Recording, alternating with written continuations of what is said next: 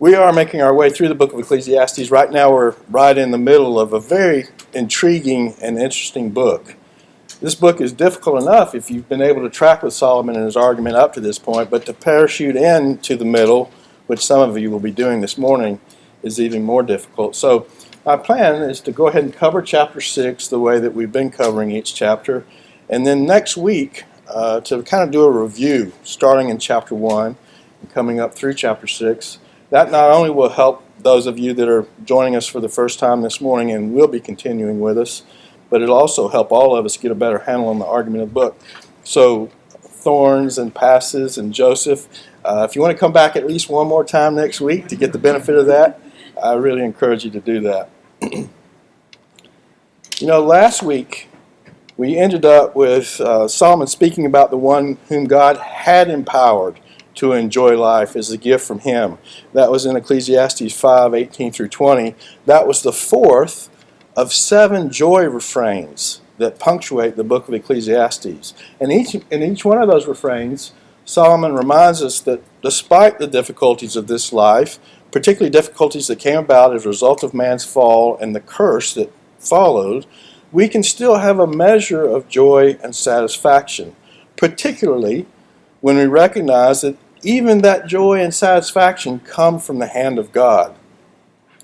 That, in turn, as we saw last week at the end of chapter 5, keeps us from dwelling on the brevity of our lives. And again, the brevity of our lives is due to the curse, to death, that came as a result of Adam's fall.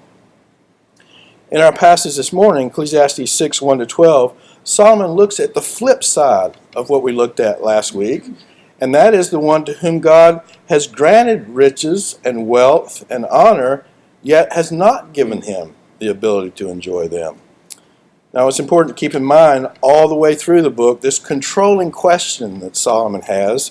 It's first stated in chapter 1, verse 3, what profit or advantage is there for man in all of his activity under the sun? And again, we're not just talking about labor there, although Solomon talks a lot about labor. The way that we would think about it as the things that we do 9 to 5 or the work that you do at home as a homemaker, he's talking about everything, every activity that we do, which is a lot of different varied things, all that we do under the sun, that is, during our lifetime. He's very focused on that as opposed to what happens after we die.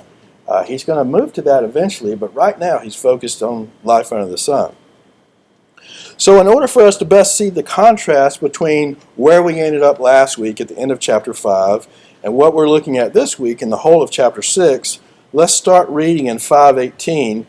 We'll read through the end of chapter 6. It's one of the shortest chapters in Ecclesiastes, and then we'll work through it a section at a time.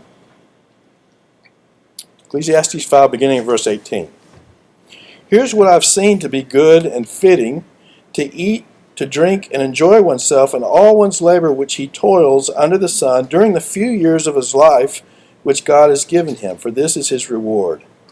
Furthermore, as for every man to whom God has given riches and wealth, he has also empowered him to eat from them, and to receive his reward and rejoice in his labor. This is the gift of God.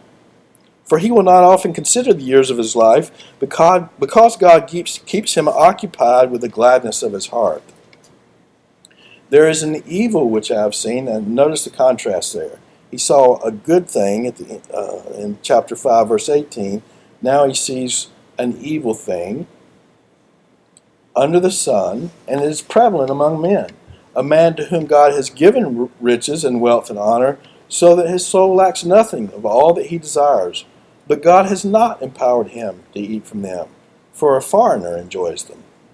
This is vanity and a severe affliction. If a man fathers 100 children and lives many years, however many they may be, but his soul is not satisfied with good things, and he does not even have a proper burial, then I say, better the miscarriage than he. For it comes in futility and goes into obscurity, and its name is covered in obscurity. It never sees the sun, and it never knows anything. It is better off than he. Even if the other man lives 1,000 years twice, and does not enjoy good things, do not all go to one place? All a man's labor is for his mouth, and yet the appetite is not satisfied. For what advantage does the wise man have over the fool? What advantage does the poor man have, knowing how to walk before the living? What the eyes see is better than what the soul desires. This too is futility and a striving after wind. Whatever exists has already been named, and it is known what man is, for he cannot dispute with him who is stronger than he is. For there are many words which increase futility. What then is the advantage to a man? For who knows what is good for a man during his lifetime, during the few years of his futile life? He will spend them like a shadow. For who can tell a man what will be after him under the sun? In chapter 6, Solomon provides us with three situations or circumstances that would seem to make for a happy life, but which come up short every time because God has not empowered the man or woman in this particular situation or set of circumstances to enjoy them. The first is a full treasury. The word that Solomon uses here when he talks about an evil that he has seen is not evil in a moral sense. It's evil in the sense of it doesn't fit. It's ironic. It doesn't make sense in light of what God has provided. The irony is a man who has it all, everything his soul desires, not just materially, although that is a big part of it, but notice that he also has honor. He has a good reputation. And yet God has not given this man the ability to enjoy these things. They eventually pass to someone Solomon calls a foreigner, not necessarily somebody of another nationality, but a stranger, somebody outside of his family, which again is something that causes frustration or futility. Now, this is not the first time that we've heard similar thinking from Solomon. He's already bemoaned the fact that the fruit of his labor will often pass to somebody that's foolish, or at least potentially it could. This is what he said back in chapter 2, verses 18 and 19. Thus I hated all the fruit of my labor, that is, all the things that he had gained through wise living and hard work. He hated those things, for he must leave it to the man who will come after me. And who knows whether he will be a wise man or a fool. Yet he will have control over all the fruit of my labor, for which I've labored by acting wisely under the sun. This too is vanity. Now he had also earlier bemoaned the situation of an abundance without enjoyment, and when a man who has no heir to whom he can pass his inheritance, his abundance. Chapter 4, verse 8. There was a certain man without a dependent, having neither a son nor a brother, yet there was no end to all his labor. Indeed, his eyes were not satisfied with riches, and he never asked, and for whom am I laboring and depriving myself of pleasure? This too is vanity, and it is a grievous task. And then just last week in chapter 5, verse 13, Solomon bemoaned the situation of a man whose riches were being hoarded to his own hurt, and who subsequently lost those riches through a bad investment. Now his conclusion in each one of those cases, and his conclusion here in chapter 6 is very, very similar. It's vanity. It's a severe affliction. Why is it this way? Why can man not get the satisfaction that he's looking for? And why does he die after a relatively brief period of time, and all that he's worked for passes on to somebody that he has no control over? It's disappointing. It doesn't make sense. It's not the way it should be. That's what Solomon says, at least at times, when he talks about futility. He's not talking about absolute meaninglessness, but this word can have different meanings in different contexts. And here he's just talking about the fact that it shouldn't be this way. So we ask the question, why is it this way? And our answer is that, and this is really a key lesson out of chapter 6, our ability to enjoy good things from God is directly tied to our spiritual condition. As we talked about last week, it's not wealth, it's not prosperity, it's not abundance that's the root of all evil. It's the love of those things. 1 Timothy 6, 7 through 10. For we have brought nothing into the world, and we cannot take anything out of it either. If we have food and covering, with these we shall be content. But those who want to get rich fall into temptation and a snare, and many foolish and harmful desires, which plunge men into ruin and destruction. For the love of money is a root of all sorts of evil, and some by longing for it have wandered away from the faith and pierced themselves with many a pain. Jesus warned us against this in his Sermon on the Mount, Matthew 6:24. No one can serve two masters, for either he will hate the one and love the other, or he'll hold to one and despise the other. You cannot serve God and mammon. Now, again, that doesn't mean that you can't have prosperity, that you can't have an abundance.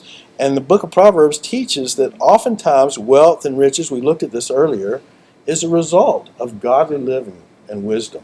But the difference is, if you set wealth as your goal, and if you're pursuing riches and thinking that you're going to find satisfaction in that by itself, you're going to be sorely disappointed.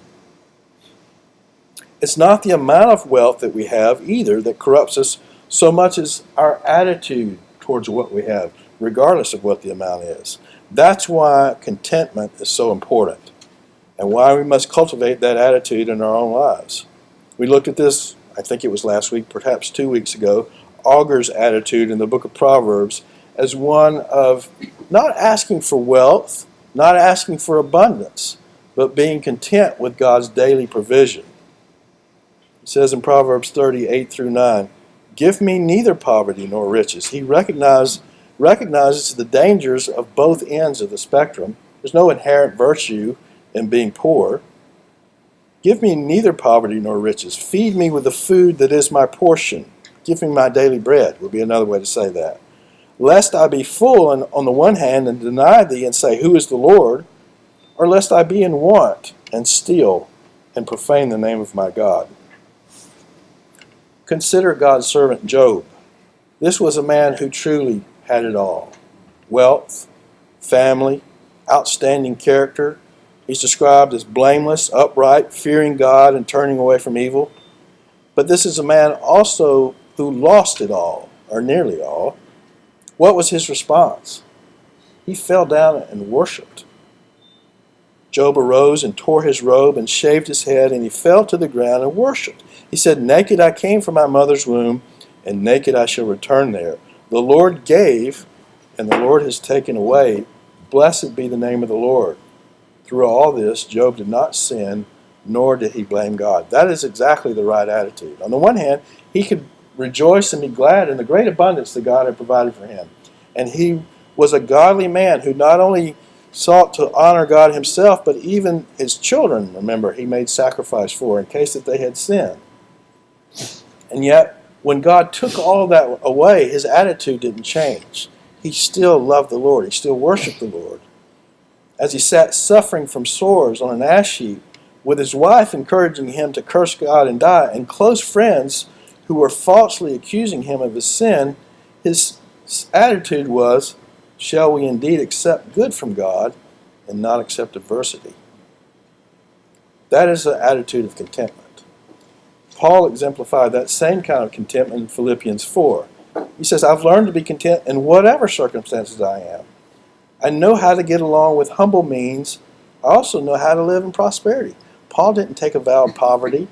He didn't give up the good things that God brought to him when times were good and prosperous. He didn't change his attitude, though, regardless of which way things went. In any and every circumstance, I've learned the secret of being filled and going hungry, both of having an abundance and suffering need.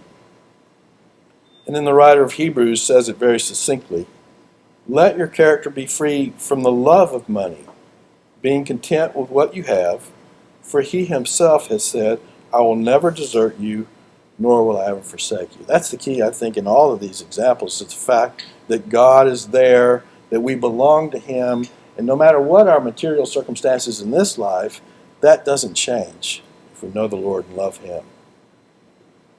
Okay, so we've considered a full treasury and yet no joy. Let's look now at a full quiver. Verses 3-5. "If a man fathers 100 children and lives many years, however many they may be, but his soul is not satisfied with good things, and he does not even have a proper burial, then I say, better the miscarriage than he. For it comes in futility and goes into obscurity.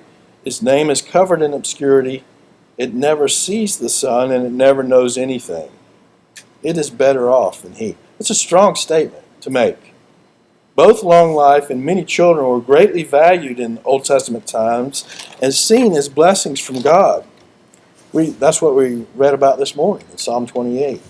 This picture of a happy family with children sitting around the table like olive trees. And it's actually closely tied to, you've seen these kinds of trees and plants that just naturally drop seed into the ground and seedlings spring up out of that. Volunteers, they're called sometimes. That's what an olive tree does, and that's the picture here in Psalm 128. And yet Solomon here says that a man can have these kinds of blessings of long life, the blessings that come with children as gifts from God, and still not have joy because his soul is not satisfied with what God has given him. To compound this particular instance further, the end of this man's life under the sun is without a proper burial. Now, for us today, that might not seem like a big deal. I mean, we're even to the point now where we often cremate bodies. But for Solomon in his time, that was a very important thing. It was important to have a proper burial. An improper treatment of a corpse was a great dishonor and was associated with being cursed.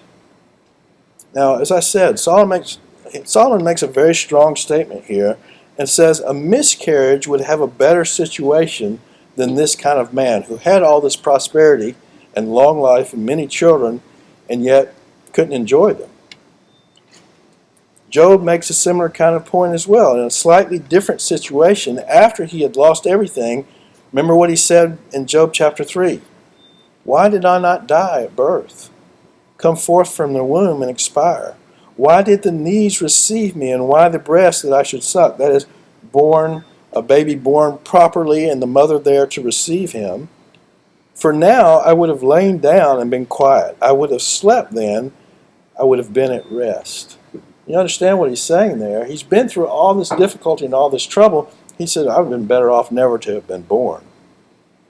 What is meant in both situations, here in Ecclesiastes and in the book of Job, is that it would be better never to have come into the world that is under the curse, both never to know life and never to be known by others, than to come into the world even with great abundance, long life, many children, and yet not be able to enjoy them. That's why Solomon calls this an evil thing.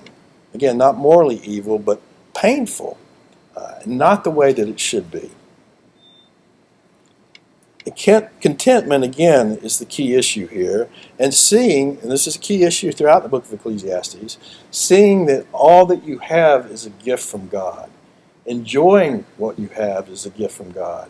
And recognizing that God himself even controls your ability to be able to enjoy what you have from him. Now that too might seem like a shocking statement. But that's part of the sovereignty of God. Sometimes you have to wait for joy. And that's just the way that God has made it. So if a full treasury doesn't do it necessarily, and a full quiver doesn't do it, how about a full lifespan? Verse 6. Even if the other, and that word other there, if you've got an NAS, you'll notice it's in italics. It's not in the original, but it's inserted here just to distinguish the other from, it's making a distinction between the miscarriage and the man who lives a long life. Even if the other man lives 1,000 years twice and does not enjoy good things, do not all go to one place. Now this follows on with what Solomon was saying in the previous section. Like prosperity and many children, long life, and he already mentioned long life, but he expounds on it a little bit here. Long life was seen as a blessing from the Lord. Solomon uses this as motivation for his own sons to listen to his instruction.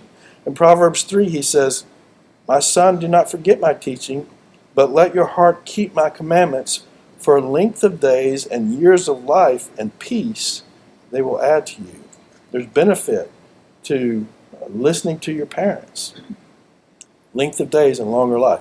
Paul takes note of that same thing when he looks back at the Mosaic law and says in Ephesians 6, 2 and 3, honor your father and mother, which is the first commandment with a promise, that it may be well with you and that you may live long on the earth.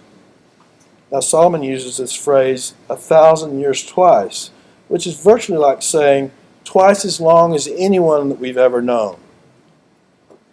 Remember, again, he has his finger back in Genesis as he's reflecting on these things in Ecclesiastes. And here I think he's referring to men like Adam and Methuselah, who didn't quite make even 1,000 years. Adam lived to be 930 years old. Methuselah lived to be 969.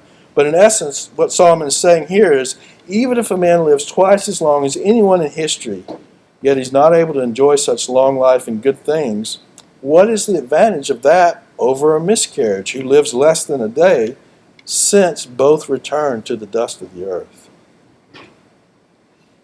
Now, having looked at these three circumstances of a full treasury, a full quiver, and a full lifespan, Solomon now turns to draw two conclusions at the end of chapter 6.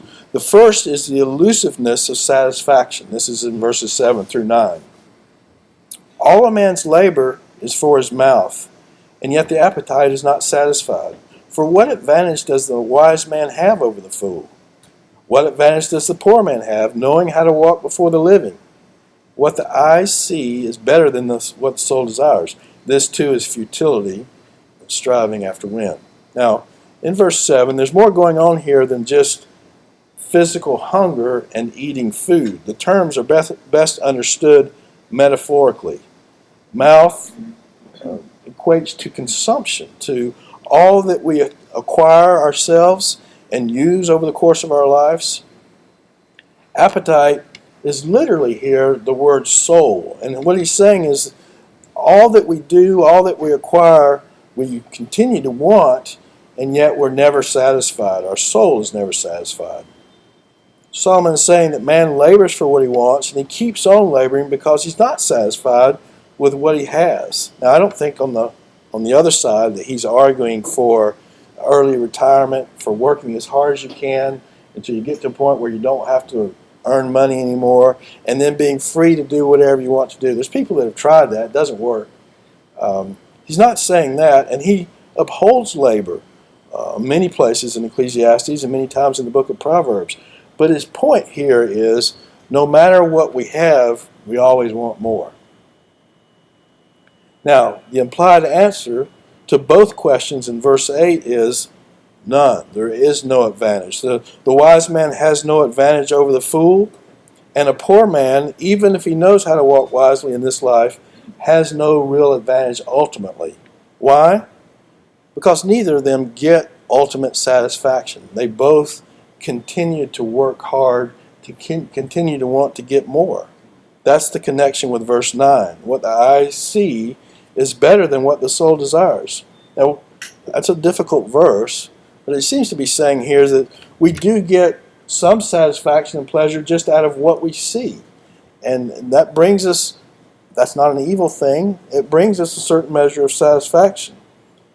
We can see something, though, and anticipate that it's going to really bring us long-lasting joy, and very often it falls short. It's never quite enough to satisfy to the point where we don't want something else, or we don't want something more. Now, just as Solomon has concluded in the previous chapters, and will continue to conclude after this situation is futility and striving after wind. Shepherding the wind is another way to translate that phrase. It's impossible. You can't even see the wind. You can see evidence of it when you see things blowing around, but the idea of being able to herd the wind or shepherd the wind is just a very graphic way of saying you can't do it. Now, the second conclusion that Solomon draws here concerns man's powerlessness and the Lord's sovereignty. He says in verses 10 through 12, "Whatever exists has already been named, and it is known what man is, for he cannot dispute with him who is stronger than he is." Now, the NAS doesn't capitalize the him there, but that's talking about the Lord. "For there are many words which increase futility. What then is the advantage to a man?" Now, the ability to name implies authority. Man, of course, named the animals at creation. Genesis 2:19 says, "Out of the ground the Lord God formed every beast of the field and every bird of the sky, and brought them to the man to see what he would call them. And whatever the man called a living creature, that was his name." That implies what's later made explicit, is that man was to rule over all the creation, all the animal creation. Man also named his wife. When she was first created, the man said, "This is now bone of my bones and flesh of my flesh. She should be called woman because she was taken out of man." Now, that implies authority. It also implies source. The man was made first. The woman was taken from man to be his helper. And there's that kind of submission is part of that relationship. Notice that after the fall, Adam gave his wife another name. This is in Genesis 3:20. Now the man called his wife's name Eve. Eve, I think, is a Latin term, but the literal Hebrew there is kahwa, and it means life. And it goes on to explain, because she was the mother of all the living. Adam and Eve, of course, are the ultimate parents or grandparents. Every single human being has proceeded from them, with the exception of Christ himself, who was virgin born, but even he came through the human line. In any case, man had authority over his wife. He named her because she came from him and because she was made to be his helper. So he's setting all that up on the one hand to talk about naming and how it relates to authority. God is the one who named man. He's the one who has authority over him, and indeed over all the circumstances of his life, even over his ability to enjoy what God has given him. I said that earlier. I say it again. That is a major emphasis of the book of Ecclesiastes. You can have everything on the one hand, but if you don't know the Lord, and if he doesn't empower you to enjoy the good things that he's given, then you're not going to have joy. Man cannot dispute with God because clearly he's not on the same level with God. For man to dispute with God with many words only increases the futility, it compounds the situation, and it provides no advantage or profit. Because God is God and man is but a creature. Now, many Bible commentators see an allusion here by Solomon back again to the book of Job. And again, I've become more and more convinced that Solomon actually wrote Job. I didn't think that for a long time. But there's so many parallels between what he talks about in Ecclesiastes and in things like Proverbs and the book of Job. And I know we've talked about Job 28 as a place that sounds an awful lot like the same things that Solomon says in both Proverbs and Ecclesiastes. But you'll remember the story. Job did try to dispute with God, at least in the sense of arguing with him and wanting a day in court with him. Now we're going to read the passage where he talks about this, but even as he does that, he recognizes that he's not on the same level with God. But listen to this in Job chapter 9.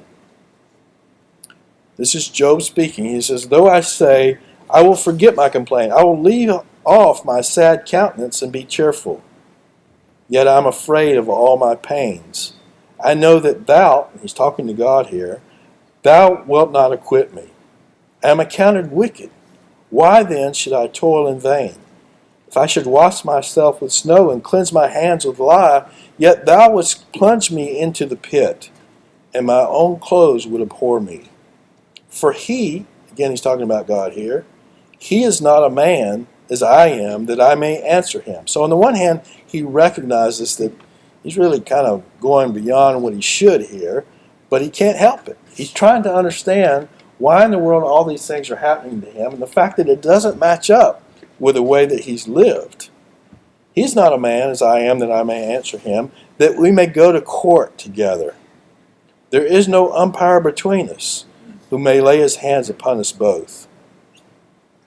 Job recognizes the inequality in position between himself and God, but he still wanted a day in court with God because he didn't feel like what was happening to him was matching up with how he had lived his life.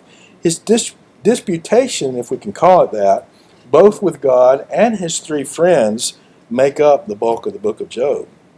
Yet, when we get to the end of the book of Job, what was God's response? Let's look at a couple of places where that's recorded for us.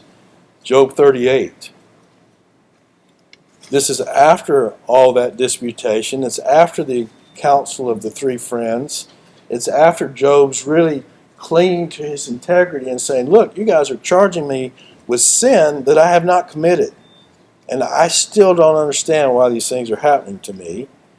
And then God finally comes in and speaks for himself. He says in Job 38, beginning in verse 1, "Then the Lord answered Job out of the whirlwind and said, Who is this that darkens counsel by words without knowledge?" That's those multiplied words of futility. "Now gird up your loins like a man, and I'll ask you, and you instruct me. Where were you when I laid the foundation of the earth? Tell me if you have understanding." Now right away we kind of draw back in fear. I mean, who are we to question the one who's made everything? And that's the point that God's really emphasizing to Job here. He goes on for 3 chapters after this, laying out all the things that he, as God, knows and does, and all the things that Job cannot know or do by contrast. And it sounds exactly like what Solomon's saying here in Ecclesiastes. God is all-powerful, and you're not. God is in absolute control, and you're not. And then in verse 12, God is all-knowing, and you're not. Verse 12 says, "For who knows what is good for a man during his lifetime, during the few years of his futile life? He'll spend them like a shadow. Who can tell a man what will be after him under the sun?" The answer to both of those questions, again, is no one. That is, no man can know the way that God knows. No man can fully understand God's ways and his purposes. And no man can know the future of what will happen to himself, to his own life under the sun. Solomon's not talking about eschatology here. Obviously, we have some revelation about what the future holds ultimately for the creation, and even for us as part of that. But we don't know what's going to happen to us in the days ahead of us in our own lives. James says in the New Testament, you do not know what your life will be like tomorrow. You're just a vapor that appears for a little while and then vanishes away. And that idea of vapor is another way to understand, in certain contexts, the same word that's used for futility in the book of Ecclesiastes.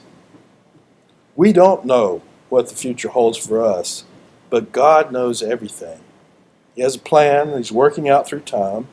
He uses his knowledge and power and ability to control circumstances to accomplish that plan and to work out his purposes, and at the same time to mature us in the image of Christ and to redeem the heavens and the earth from the futility to which he subjected it. And he has so worked, as Solomon says earlier in the book of Ecclesiastes, that we might fear him. Let's pray together. Father, as we read through Ecclesiastes, there's parts of it that are difficult for us to understand. And Solomon at times seems very cynical for someone who knows the Lord. And yet we recognize that he was in the earlier time in Revelation. And we recognize that he's also struggling and investigating very thoroughly why things are the way they are. And at times he takes us through the depths of things that don't make sense and things that are very hard to endure because of the curse. And yet we can also see that he's leading us to a very proper conclusion. We've talked about that a lot this morning already.